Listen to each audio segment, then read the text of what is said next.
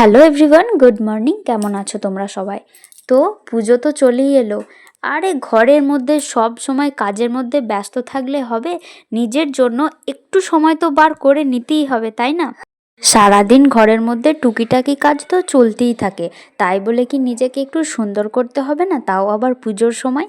হাতে গোনা মাত্র আর কটা দিন, তাই আমিও বেশি না দেরি করে আমিও চলে গেছি রূপাঞ্জলি পার্লারে। তো সেখানে ভাবলাম যে বেশি কিছু না করে আগে চুল থেকে স্টার্ট করা যাক। কি বলো তো, প্রধানত আমাদের নারী স্বজাতির সব থেকে সৌন্দর্য হলো চুল। তার জন্য চুলটাকে প্রথমে আগে সুন্দর করে তুলতে হবে, তারপর অন্য কিছু। আমিও চলে গিয়েছিলাম রূপাঞ্জলি পার্লারে হেয়ার স্পা করতে। সেখানে দিদিভাইদের কাজ যেমন দারুণ সুন্দর, আর ব্যবহারও একদম খাঁটি। তো তার জন্য আমিও সেখানেই বেছে নিয়েছিলাম আর সেখানেই চলে গিয়েছিলাম। তো বেসিক্যালি আমার এখন মাসাজ শুরু হয়ে গেছে অলরেডি। তোমাদের সঙ্গে বকতে বকতে আমার অনেক কাজ শেষ হয়ে গেছে, আর এখন চলছে আমার মাসাজ। তো এই মাসাজটা সত্যি ভাই, যে কন্ট্রোল করতে পারবে তো ভালো, আর না হলে আদার্স সব ঘুমিয়েই যায়। তো আমিও সেই কথাটাই বলছিলাম বড় মাকে। তো বড় মা বললাম, কারণ উনি আমাদের কুটুম হয়, তার জন্যই বড় মা বলা, আর তার জন্যই তার কাছে যাওয়া। তো তার হাতের কাজ দারুণ সুন্দর। এখন আমার চুলটা মানে এত খারাপ হয়ে গেছিলো, এত ড্যামেজ হয়ে গিয়েছিল। তো তারপরে বড় মার হাতের কাজ দেখো, তারপর তোমাদেরকে নিজের চোখে দেখায়, দেখবে যে কত সুন্দর কাজটা করেছে। আর আমার চুলটাও এত দারুণ সিল্কি আর শাইনি আর স্মুথ হয়ে গেছে, তোমরাও দেখতে পাবে। তো চলো আগে কাজটা শেষ করা যাক। তো আমি আর আমার বান্ধবী দুজন মিলে চলে গিয়েছিলাম। তো সোনা পাপা আর বান্ধবীর ছেলে দুজনকে তার বাবাদের দায়িত্বে রেখে গিয়েছিলাম। আমাদের সত্যি যেতে মানে আসতে অনেকটাই দেরি হয়ে গেছিলো। বিকাল 5টায় গেছি আর বাড়ি এসেছি 7টা সাড়ে 7টা। অনেকটা টাইম চলে গিয়েছিল। সোনা পাপারা বাড়িতে ভীষণ ছটফট করছিল, আর এখানে এমনভাবে ম্যাসাজ করছে যেন আমার ঘুমই ধরে যাচ্ছে। দেখো আমি কিভাবে মানে চোখ বন্ধ করে পড়ে আছি, যেন মনে হচ্ছে আমি ঘুমিয়েই যাব। তো আমার কাজ অনেকটাই কমপ্লিট হয়ে গেছে, আর মাত্র কটা স্টেপ বাকি আছে, তাহলেই ব্যাস কমপ্লিট। দেখো কাজ করলে তো সারা জীবনই করতে হবে, মানে খেটে খেতে হবেই। তো তার জন্য মাথা খুঁড়ে লাভ নেই ভাই, নিজেদের জন্য একটু সময় বার করা অবশ্যই দরকার। 2 hours later.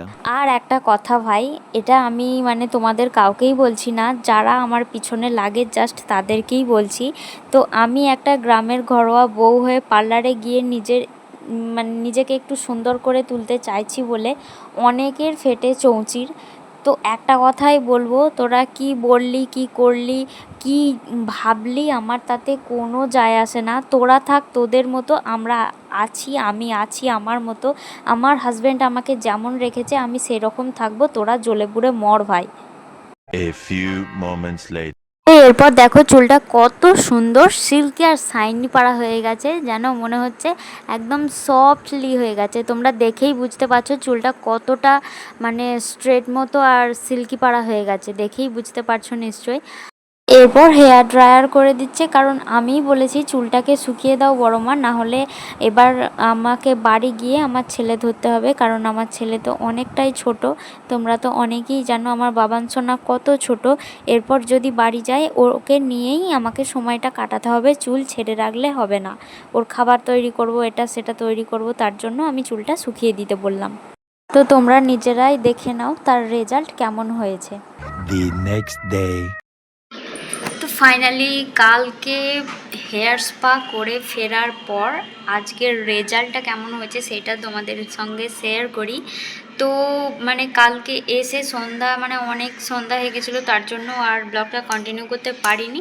তো এখন ভাবলাম যে চলো দুটো রিলস করছি যখন, তাহলে ব্লগটা শেষ করে নেওয়া যাক আর দেখানো যাক যে মানে আমিও ঠিকমতো পিছনটা তো সেভাবে মানে চুলটা তো সেভাবে দেখতে পাওয়া যাচ্ছে না। তো ভাবলাম যে দেখাই যাক যে আমার চুলটা মানে শেষ পর্যন্ত রেজাল্টটা কেমন এসেছে। তো চলো তোমাদের সঙ্গেও শেয়ার করি।